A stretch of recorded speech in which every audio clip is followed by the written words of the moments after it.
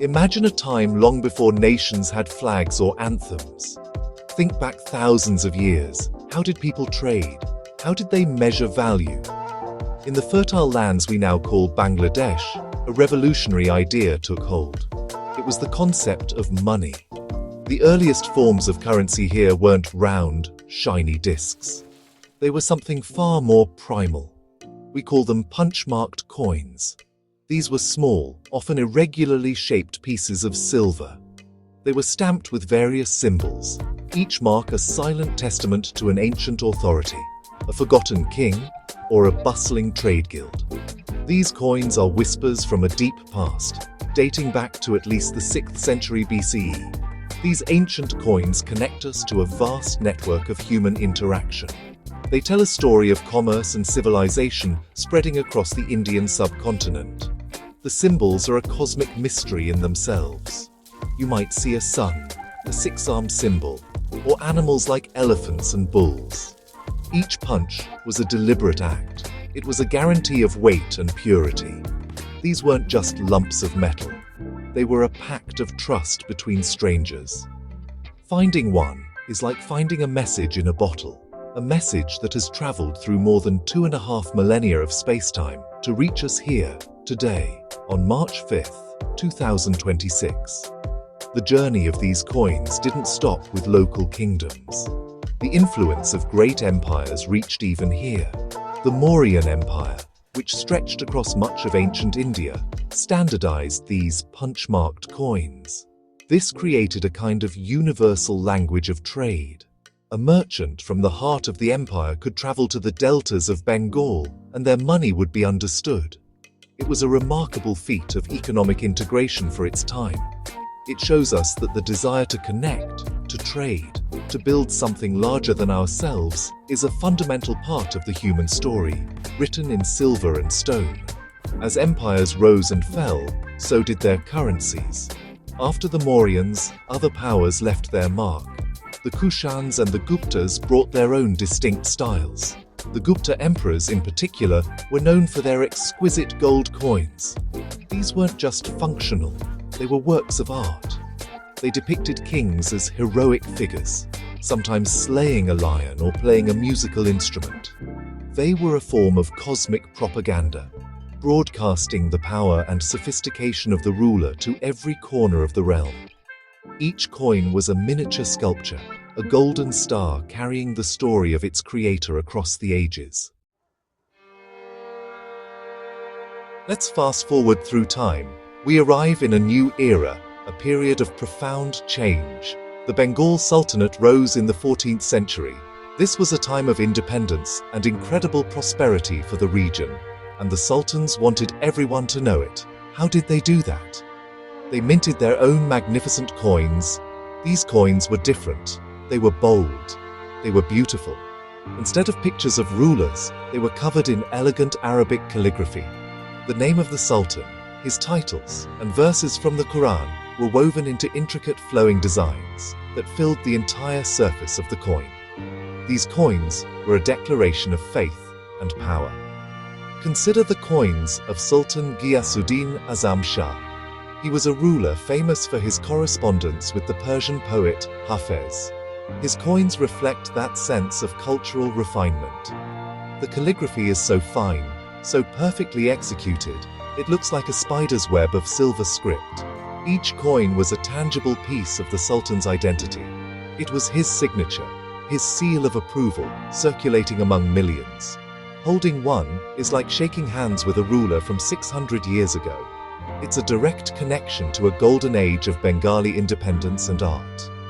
What's truly fascinating is the sheer variety. The sultans of Bengal issued a massive number of coins, especially the silver tanka. They were so plentiful and of such high quality that they were accepted in trade far beyond Bengal's borders.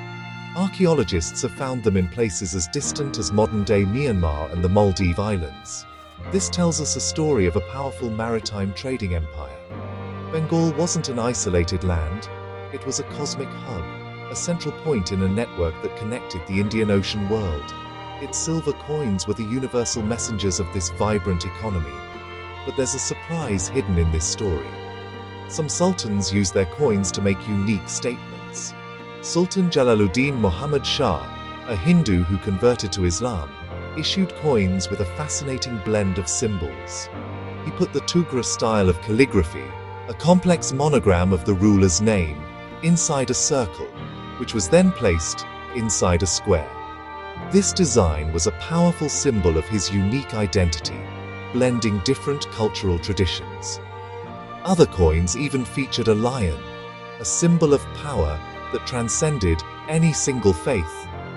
These coins show us that history is not a simple story. It's a complex, beautiful, and often surprising tapestry. Every empire, like a star, has its moment of peak brightness before it fades. The independent Bengal Sultanate eventually gave way to a new colossal power, the Mughal Empire. When the Mughals conquered Bengal in the 16th century, the coins changed once more. The unique localized style of the sultans was replaced by the standardized currency of the vast Mughal domain. The coins became more uniform, minted in the name of the Mughal emperor in Delhi. From a numismatic perspective, it was the end of a uniquely Bengali chapter and the beginning of a new imperial one. The Mughal coins were impressive in their own right. They were meticulously crafted, often in giant imperial mints located in cities like Dhaka, which was then named Jahangirnagar. The coins of emperors like Akbar, Jahangir, and Shah Jahan were masterpieces of precision. They featured the emperor's name and titles in elegant Persian script, a testament to the courtly culture of the Mughals. One of the most famous and beautiful types is the Zodiac coin series issued by Emperor Jahangir. Instead of the usual inscriptions, these coins featured the signs of the zodiac, a stunning and rare departure from Islamic tradition. But empires, like galaxies, can be disrupted. As the Mughal grip on Bengal weakened in the 18th century, a new power began to rise. This power didn't come with armies at first, but with ships and ledgers. The British East India Company arrived as traders, but their influence grew exponentially. At first, they issued coins that mimicked the Mughal style, a clever way to ensure their money was accepted by the local population. These coins were minted in the name of the Mughal emperor, but they were the product of the company's mints. It was a shadow play, a currency pretending to be something it wasn't. This period of transition created a fascinating and confusing landscape of coins. You had the fading currency of the Mughal emperors, the new imitative coins of the British, and the currencies of various French and Dutch trading posts, all circulating at the same time. It was a melting pot of metal, each coin telling a story of shifting power and economic ambition. Eventually, the pretense was dropped. By 1835, the British introduced coins bearing the portrait of the British monarch. The face of King William IV replaced the name of the Mughal emperor, a clear and undeniable statement of who was now in charge of this cosmic speck of dust we call Bengal. Let's leap forward again to a moment of profound cosmic significance for the people of this land. The year is 1971. After a heroic struggle, a new nation is born, Bangladesh. And one of the first acts of a new independent nation is to create its own currency. It is a fundamental declaration of sovereignty. The story of money, which began with those ancient punch-marked coins, had come full circle. The people of Bangladesh were once again masters of their own economic destiny, minting coins that reflected their own identity, their own hopes, and their own future. The first coins of independent Bangladesh were issued in 1973. They were simple, powerful symbols of a new beginning. They didn't feature kings or emperors. Instead, they celebrated the nation itself. The 1 Paisa coin showed a map of Bangladesh. The 5 Paisa featured a plough, symbolizing the nation's agricultural roots. The 10 Paisa depicted the water lily, the national flower, and the 1 Taka coin, which replaced the old Pakistani rupee, was emblazoned with the national emblem. It was a currency for the people, by the people, a message of unity and resilience sent out into the world. Today, The world of rare coins in Bangladesh is a universe of discovery for historians and collectors. Those ancient punch-marked pieces, the ornate silver tankers of the sultans, the zodiac coins of the Mughals, each one is a time capsule. They are not just money, they are data points.